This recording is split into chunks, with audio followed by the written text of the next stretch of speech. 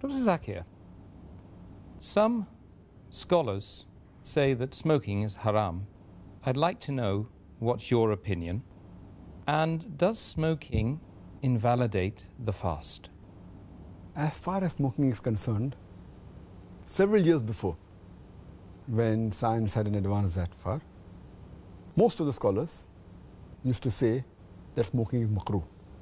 Based on the hadith of Muhammad sallallahu alaihi wasallam, which is mentioned in Sahih Bukhari, volume number 1, in the book of Adhan, hadith number 855, where the Prophet said that anyone who eats garlic or onion, they should stay away from us and stay away from the mosque.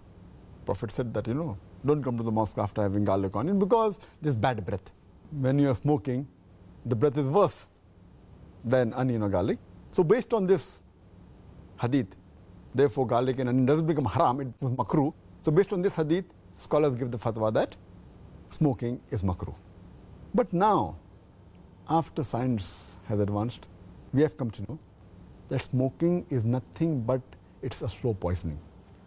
Tobacco in any form, whether smoking, cigarettes, whether bidi, whether tobacco and hookah, whether chewing tobacco, all forms of tobacco contain nicotine and tar. And we know it's nothing but slow poisoning.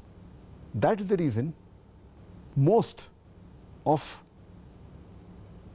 the non-Muslims also, they agree that smoking is haram. Not only the Muslim world, even the non-Muslim. That is the reason they put a statutory warning on the cigarette packs. They put a statutory warning saying cigarette smoking is injurious to health. Or in some countries, it mentioned general surgeon's warning or surgeon general's warning. Smoking is injurious to health. And anyone gives the ad, whether in newspaper, in the magazine or television, it is compulsory that they have to highlight this statement, smoking is injurious to health. So I'm not talking about the Muslim world, even the non-Muslim world agrees that smoking is nothing but slow poisoning.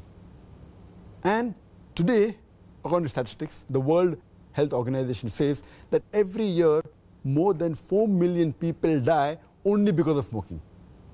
And if you count the other forms of tobacco, it will be much more. And today medical science tells us, and even I had learned when I was doing my medicine in the medical college, that more than 90% of the lung cancer deaths are only due to smoking, whether cigarette or bidi or whatever it is. 25% of the cardiovascular deaths are only because of smoking. 70 to 75% of bronchitis and related deaths are only because of smoking. Smoking is nothing but slow poisoning. It blackens your lips, blackens your gums, your fingertips, it damages your lips, it damages your esophagus, it damages your stomach, and it can cause constipation, it can cause loss of appetite, it can cause loss of libido, your sexual power gets suppressed, it can cause immunity to the drugs you take, and it reduces the defense of your body. And you can only give a talk on why smoking is haram, and I've given a talk on dietary laws in Islam, and I've covered this topic in detail. Time doesn't permit me here. But based on all these various research, there are today more than 400 fatwas. The majority of the scholars, they agree that smoking is haram, and all form of tobacco is haram. There may be certain scholars of certain countries, including this country where I come from, India, they say it is makruh yet.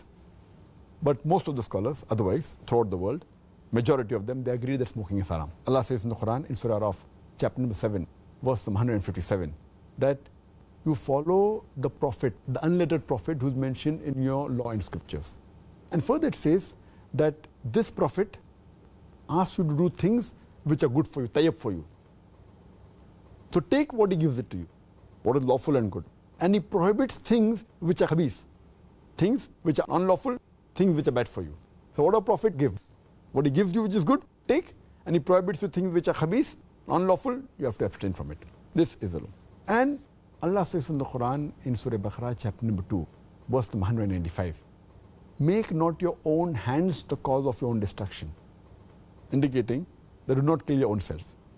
Because smoking is nothing but slow poisoning, it comes under this category, something like suicide. Slow poisoning, every puff you take, you reduce your life. So based on this, there are more than 400 fatwas saying that smoking is haram. And furthermore, this is one of the major reasons why it's haram.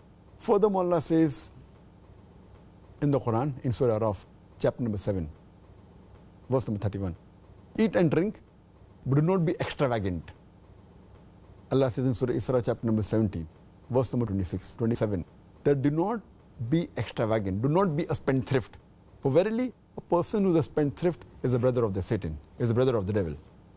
And we know that when we smoke, it's nothing but extravagance. It's nothing but taking a pound note or a few pounds, or taking a dollar note, the green dollar bill, or a pound, and lighting up with fire. When we smoke, when we light the cigarette, it's nothing but burning money, whether it be rupees, whether it be dollars, whether it be pounds, whether it be riyals. It's nothing but extravagance, which is haram in Islam. And you can give a list of reasons why it's haram. But just to cut it short, one more reason, that you cannot harm your own neighbor. You cannot harm your own brother. And in smoking, when you exhale out the smoke, it causes more damage to your neighbor. Passive smoking is more dangerous than active smoking. When the person who smokes, when he exhales out, if the person who's a neighbor inhales the smoke, it causes more damage to him than the person who smokes. That's the reason many countries like Singapore, etc., they've banned smoking in public places. In your personal house, you can do it. In public places, in government places, smoking has been banned. So based on this, it's haram. So smoking is haram.